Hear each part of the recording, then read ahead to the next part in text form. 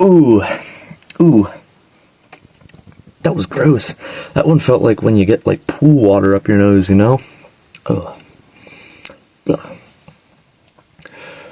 So, I was in the bathroom this morning taking my diabolical usual morning shit after my first cup of coffee. And here goes the second. And I was curious. You know, I've been hearing and seeing so much over the past year or two of Israel and their connections to America. Quite frankly, we'll just start it with that. And, you know, I knew Israel bad and all that, and that they've been essentially conquering America for the past year, but I wanted to know exactly how deep it was at the moment, at least by reports, by what we know for myself. So while I was stuck on the toilet for about half an hour, I doom scrolled through all of AIPAC trackers so that you don't have to. And I just want to share some interesting information I found there. So of the 50 states in the Union, 31 of them are fully funded by AIPAC. And that's kind of a misleading way to word it, but by that I mean every single one of their Congress people, including senators, every last one of the Congress people from 31 of the 50 states are heavily or at least mildly funded by AIPAC and similar PACs and groups and subsidiaries that all serve just to lobby for Israeli interests in American politics. That's bad.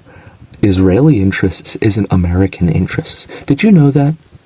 Did you know that, government? Did you know we're not Israelites? Did you know I don't give a fuck what happens over there? What happens to them? Do you know I'm concerned of what's going on here to me and my people here in America? My people makes it sound bad, but you know what I mean. America first is my point. The full list of states in which all congressmen are AIPAC funded is, in alphabetical order,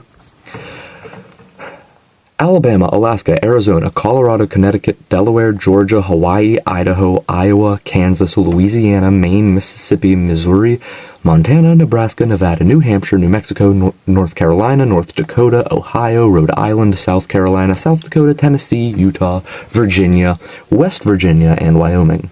If I did not list a state, there is at least one congressperson or at least one senator that is not funded by any sort of Israeli lobbying groups. That does not necessarily mean they are not funded at all by any foreign lobbying groups, because everybody is funded by somebody at the end of the day. Let's be fucking real. But, you know, if someone's gonna lobby, because, like, again, like I said, it's not gonna stop. I would rather it at fucking least be American companies lobbying for their interests, because then, like, I don't know, because at that point we're not an occupied nation, alright? We're just a corporatocracy. I would rather neither, but, like, fuck, you know, if I gotta take Israeli occupation or corporatocracy, I honestly think it's a pretty easy choice. I also found it interesting that of all 50 states, there is one single state that has no AIPAC funding in their Congress people. I won't say no funding from these kinds of groups in the state at all, because I did not look that deep into, like, more local leaders and the governor and such, but at least the senators, and the one other congressperson of Kentucky, right? No. Which one was it? Vermont. 3 congresspeople, and all 3 of them actively reject AIPAC and similar Israeli PACs and such. Again, that does not necessarily mean they aren't receiving funding from somewhere else, again, or even somewhere else foreign. You know, they could be receiving Russian funding or Chinese funding. God only knows. I'm specifically talking about Israeli because, in my and most of America's opinion at this point, they are the number one threat to our nation, our security, our democracy, everything, all of it. Life, existence. We're fucking goyim at the end of the day, so I mean, shit. Even if you don't necessarily think it would be bad if we became the United States of Israel, just think of the fact that they will kill you. This video is either getting taken down or getting me shadow banned.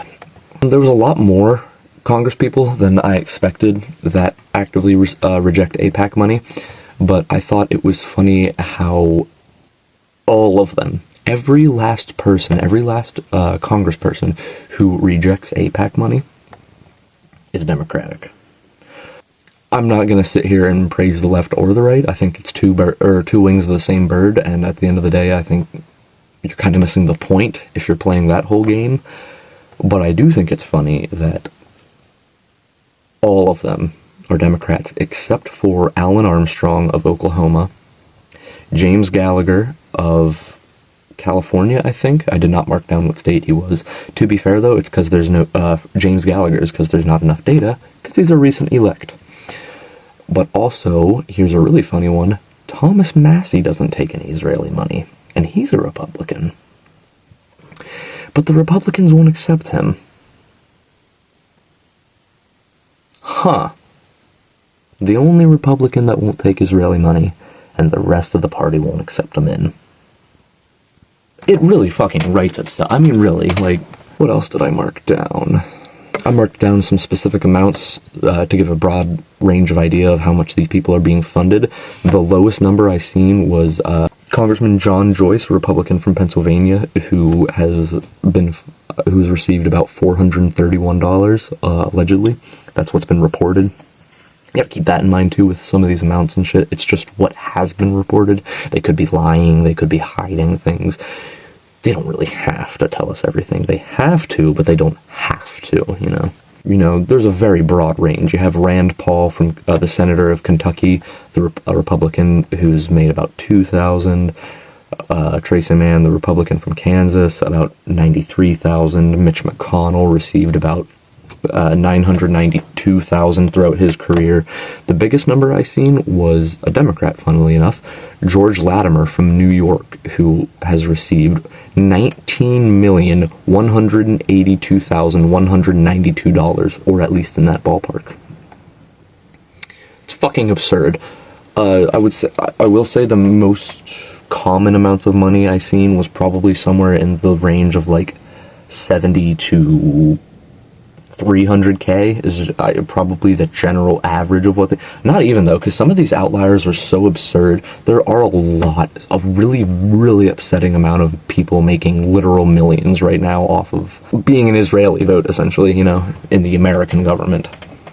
Which, you know, by definition, kind of sounds like we're occupied. Wouldn't you think? Isn't that what that kind of sounds like? Occupation of another foreign nation in our government? Why is that okay?